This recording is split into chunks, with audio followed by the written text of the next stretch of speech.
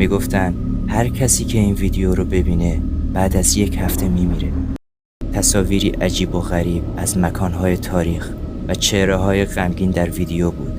در انتها یه دختر بچه با چشمان خیره به دوربین نگاه میکرد. همون لحظه سارا حس کرد که دیگه قلبشو حس نمیکنه و ناگهان صفحه سیاه شد. سلام، به چنل خودتون یعنی آدرنالین خوش اومدید.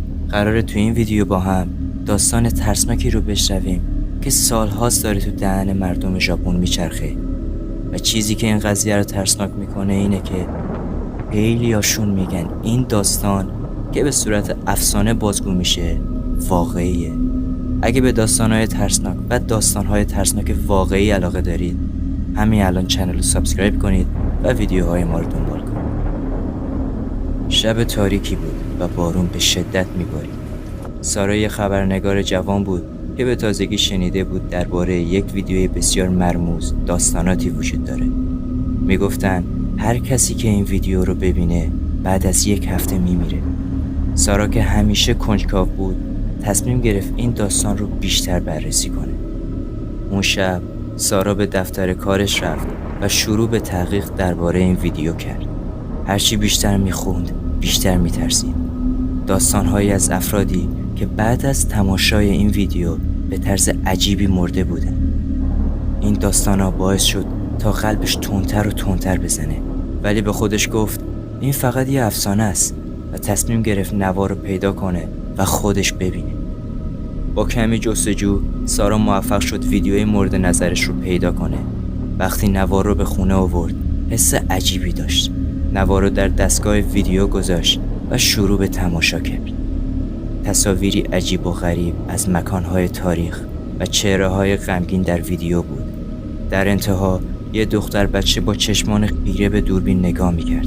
همون لحظه سارا حس کرد که دیگه قلبشو حس نمیکنه و ناگهان صفحه سیاه شد. بلافاصله صدای زنگ تلفن بلند شد. سارا با ترس به سمت تلفن رفت و وقتی شماره ناشناس رو دید دستش لرزید. صدای یه دختر بچه از آن طرف تلفن به گوش میرسید که میگفت 7 روز دیگه. بعد از این جمله قطع شد و سارا نمیدونست چی کار باید بکنه. روزها گذشت و سارا به شدت نگران بود. اون هر روز به دنبال سرنخهایی میگشت که شاید بتونه به اون کمک کنه تا راز این ویدیو رو کشف کنه و از سرنوشت شومش جلوگیری کنه. روزی به کتابخانه رفت و شروع به خواندن درباره افسانه‌ها و داستان‌های مشابه کرد. اون متوجه شد که این ویدیو به دختری به نام سایکو مربوط میشه که در گذشته به طرز مرموزی مرده بود. سارا تصمیم گرفت با دوستاش درباره این ماجرا صحبت کنه. پس به اونا زنگ زد و در یک کافه در حال توضیح دادن داستان بود که ناگهان همه چیز تغییر کرد. هوا سرد شد و چراغ‌ها شروع به چشمک زدن کردن. یکی از دوستاش ناگهان غش کرد و به زمین افتاد. سارا به شدت ترسیده بود. با خودش میگفت آیا این اتفاقات به ویدیو مربوط میشه؟ تصمیم گرفت که برگرده به خونه و در حالی که افکارش در هم بود به یاد تماس تلفنی افتاد. سارا تصمیم گرفت با یه محقق محلی که در مورد این افسانه اطلاعات داشت صحبت کنه. محقق بهش گفت این ویدیو باعث مرگ افراد میشه، اما تنها راه نجات اینه که راز اون ویدیو رو کشف کنی. سایکو روح سرگردانیه که به دنبال انتقامه. سارا به شدت مضطرب بود اما نمیتونست از حقیقت فرار کنه. اون به دنبال سرنخها رفت و به مکانهایی که در ویدیو دیده بود سر زد. به یک خانه قدیمی و متروکه رسید که در ویدیو وجود داشت. تو اونجا با تصاویری از سایکو مواجه شد که نشون میداد او در گذشته مورد آزار قرار گرفته و به طرز وحشتناکی مرده.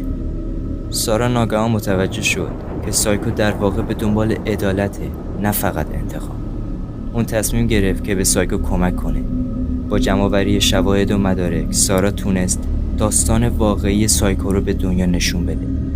اون نوار ویدیویی رو بازسازی کرد و با اطلاعات درست منتشر کرد. با این کار اون تونست روح سایکو رو آزاد کنه و بگه که دیگه به دنبال انتقام نیست. اما یک روز بعد از انتشار سارا دوباره با صدای زنگ تلفن بیدار شد. این بار صدا آرامتر بود که میگفت متشکرم. سارا با شنیدن این کلمه نفس راحتی کشید، اما هنوزم حس میکرد که سایه‌ای در کنارش داره زندگی میکنه.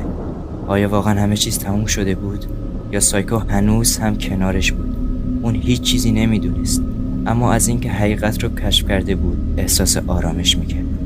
اینطور بود که سارا در دنیای ترسناک و مرموز نوار ویدیویی غرق شده بود، جایی که حقیقت همیشه در سایه‌ها پنهان بود و هر لحظه ممکن بود ترس جدیدی به وجود بیاد.